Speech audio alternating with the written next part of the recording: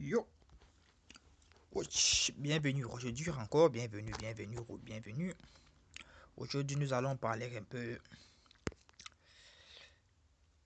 de quoi?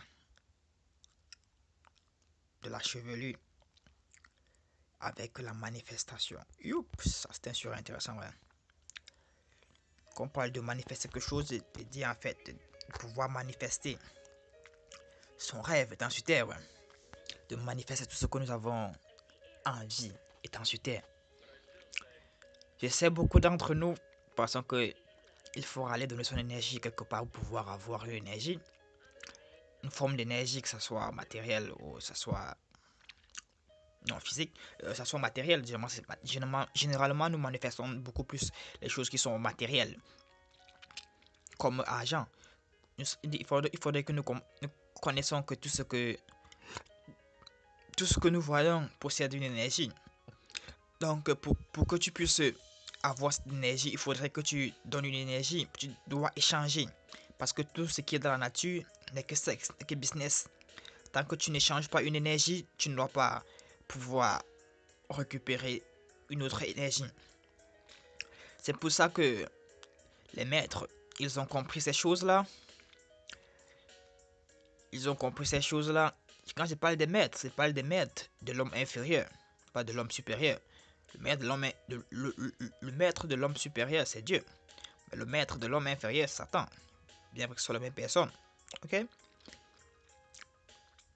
Ici, les maîtres inférieurs ont compris que tout n'était que sexe. Ils ont inventé ce qu'ils appellent argent aujourd'hui. Et ça, c'est le piège dans lequel nous tous nous tombons. Mais ce n'est pas vraiment... Ce n'est pas tout le monde qui doit travailler pour pouvoir euh, récupérer cet argent. Comment je dis récupérer cet argent, pouvoir manifester cet argent, ouais. Il y a ceux qui possèdent déjà cet argent, qui ont déjà donné de l'énergie à cet argent. Si toi, qui travailles pour l'homme supérieur, dont tu travailles pour Dieu, pour toi pouvoir... toi, tu n'as pas besoin d'aller faire ces travaux, de vraiment utiliser ton énergie cinétique pour rien. Toi, tu peux utiliser cette énergie-là pour faire autre chose, comme pour pouvoir t'éduquer dans le royaume des cieux. Chercher à comprendre beaucoup. Chercher à comprendre plus mieux sur toi, parce que tout ce qui est sur cette terre, tout ce qu'il faut comprendre, ce n'est que de connaître qui nous sommes. Parce que si tu connais qui tu es, tu connais tout. Parce que tu es tout. Si tu parviens à découvrir qui tu es et à pouvoir vraiment taper dans n'importe quelle partie de toi, je te jure que tu as vraiment tu as compris c'est que le but de ce monde, le but de ce rêve. Parce qu'il ne faudrait pas qu'on oublie que la planète Terre n'est qu'une planète de rêve, comme toute autre planète. Quand nous partons, nous rêvons. Nous rêvons, nous sommes tous esprits, nous rêvons. Nous avons tellement si pris la planète Terre pour une Terre, pour une planète mais or que ce n'est qu'une planète d'expérimentation, de test comme toute autre planète. Enfin, nous ne vivons pas sur cette galaxie-là, vraiment. Nous venons de très loin pour vraiment purifier nos âmes ici là. Parce que toute personne qui se trouve sur Terre n'est que... En fait, on va appeler un peu la Terre que la terre de purification. Donc la terre n'est que là pour qu'on purifie nos péchés et apprendre nos leçons.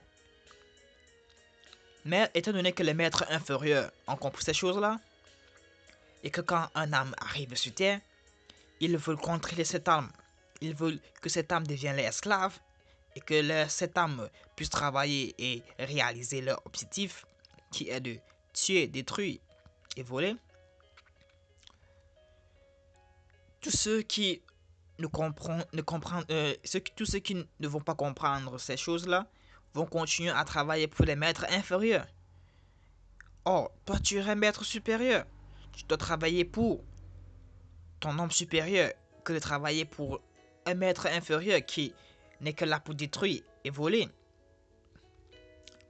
Mais le problème que Ce maître inférieur a tellement si envahi nos esprits, nos pensées, à ce que quand nous venons ici, là, nous voulons échanger de l'énergie avec n'importe quoi. Ce maître inférieur a mis ce moyen qu'on appelle argent pour que nous puissions l'utiliser pour pouvoir échanger de l'énergie. Or, dans la nature, dans la vraie matrice, il n'y a pas d'argent. Quand tu as faim, tu vas dans la forêt, tu crées un fruit, tu manges. Quand tu as soif, tu vas, tu bois de l'eau de la rivière. Quand tu veux dormir, tu te couches sur un arbre, tu dors. Or, le maître inférieur, lui, il a compris. Il veut contrôler ces choses, il a transformé tout. Quand tu as soif, tu te vois obligé, tu te bois obligé. Parce qu'ils veulent contrôler toutes les ressources. Tu te vois obligé d'aller dans un supermarché pour acheter de l'eau. Ou tu te vois aller dans un robinet acheter de l'eau. Quand tu as faim, tu te vois obligé d'aller au marché pour acheter de la nourriture. Quand tu as faim, tu te vois aller manger dans un restaurant où tu dois échanger ton énergie. Quand tu as besoin de cette énergie, il a fait en sorte que chaque fois qu'on aurait besoin de cette énergie, nous irons chercher cette énergie. Il a créé ce qu'on appelle le travail. Que chaque fois que tu as besoin de quelque chose que tu pourras échanger pour pouvoir obtenir une énergie, tu dois passer par lui pour pouvoir obtenir cette énergie. Lui n'a pas besoin d'argent. Lui, il a inventé l'argent. Donc, lui, le contrôle de ça. Toi, tu es son esclave. Lui, ton maître. Jusqu'au jour où tu prendras conscience que toi, tu es le maître. Tu continueras à travailler pour lui. Lui n'a pas besoin d'argent. Lui n'a pas besoin de ça. Lui, son objectif, c'est de voler, conquérir toutes les ressources pour que tu puisses travailler pour lui. Tant qu'il est au-dessus des ressources, tu seras son esclave. Tant qu'il est au-dessus de ta nourriture, tu seras son esclave. Tant qu'il est au-dessus de ton nom, tu seras l'esclave. Même aujourd'hui, il veut contrôler l'air. Il veut contrôler l'air. Il veut contrôler l'espace. Bien vrai, il ne pourra pas contrôler ces choses. Il ne peut que contrôler une certaine partie de cet espace. Il ne pourra pas contrôler la nature. Il ne peut pas contrôler la nature. Mais le piège est que, étant donné qu'il nous a endoctrinés avec son mode d'échange d'énergie, qui est l'argent physique, nous ne connaissons pas qu'il y en a une autre forme d'énergie, qu'il y en a une autre forme d'énergie qui est la pensée. La pensée, c'est le pouvoir. La pensée, c'est tout. La pensée, c'est ton argent. La pensée, c'est ta banque. T'as pas besoin de travailler pour quelqu'un pour pouvoir avoir cet argent. Travaille pour toi. Tu auras ce que tu veux. Travaille pour ta personne haute. Tu auras tout ce que tu as besoin. Travaille pour Dieu. Tu auras ta récompense. Ils ont mis des religions, des écoles, pour pouvoir mieux nous contrôler notre mentalité et contrôler nos ressources. Il est temps vraiment pour nous de vraiment récupérer notre pouvoir et de connaître qui nous sommes. Je sais, la route vers la spiritualité, la route vers l'étude de l'énergie, est une route qui n'est pas tellement grande parce que elle a été gardée secrète jusqu'à aujourd'hui. Il est temps vraiment que nous tournons vers cette route, car ce n'est que par cette route que nous pourrions rentrer vers la source. Il est temps que nous nous réveillons, que nous ouvrons nos yeux, que nous stoppons de voir le monde comme il est, parce que tout n'est que symbole. Tout n'est que symbolisation du vrai monde. Nous devons vraiment ouvrir les yeux. Réveillons-nous, réveillons-nous. Il est l'heure. Si nous continuons à travailler en dormant, En faisant des choses en dormant, le maître inférieur continuera à dominer sur nous. Le maître inférieur se trouve dans chacun de nous, dans nos pensées.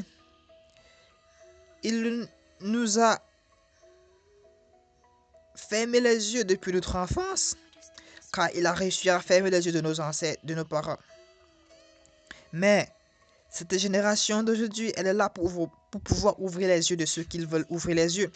Parce que tu sais, il y a certaines personnes qui même les yeux ouverts,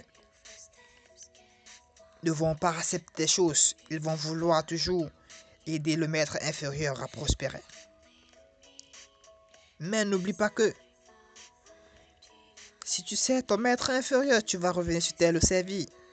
Jusqu'au jour où tu comprendras que il ne faudrait plus le servir, qu'il faudrait servir le royaume des cieux. Ça fait mal de connaître toutes ces choses et de continuer à servir son maître inférieur. Ça fait mal de connaître aussi que quand tu décides de vouloir changer et de servir ton maître supérieur, tu dois passer par des tribulations. Toutes ces tribulations ne sont que des limitations qui sont là pour pouvoir te dresser, te tailler pour que tu puisses briller comme le soleil.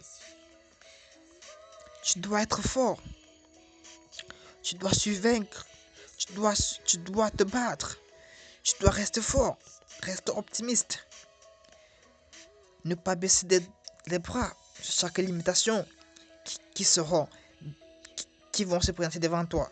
Car toutes ces limitations ne sont que des limitations qui pourront augmenter, qui pourront tailler ta pierre pour que tu puisses vraiment briller. Pour que le forgeron transforme le minerai en épée ou en objet, il doit frapper si fort. Il doit frapper. Et c'est ça en fait que quand tu décides de pouvoir servir ton monde supérieur, tu dois recevoir aussi des coups.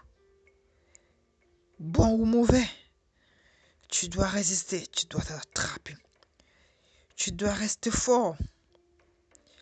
Reste fort, reste fort. C'est ça la clé pour pouvoir vraiment surmonter ces épreuves. Tu dois rester fort.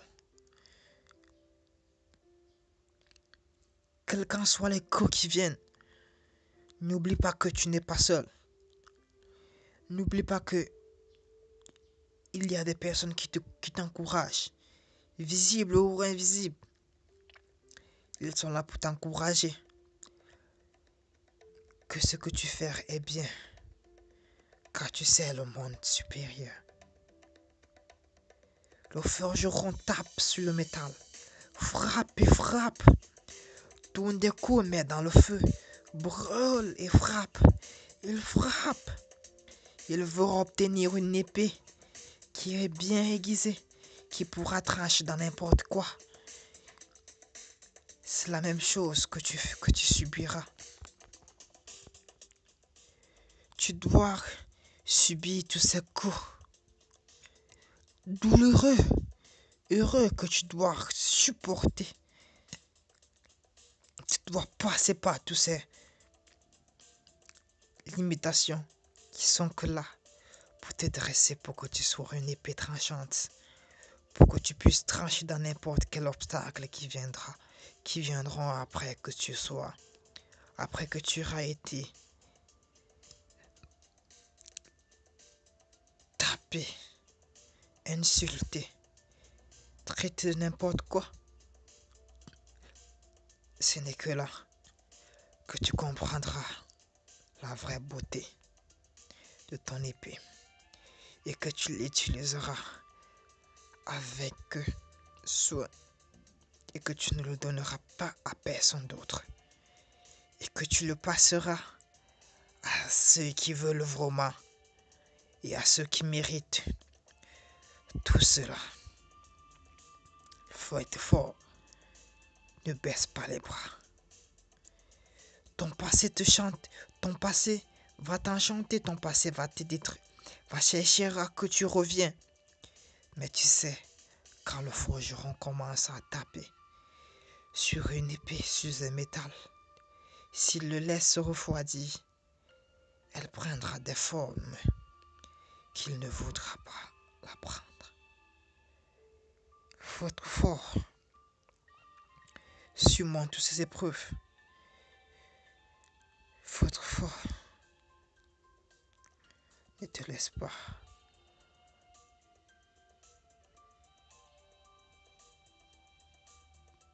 Emporter par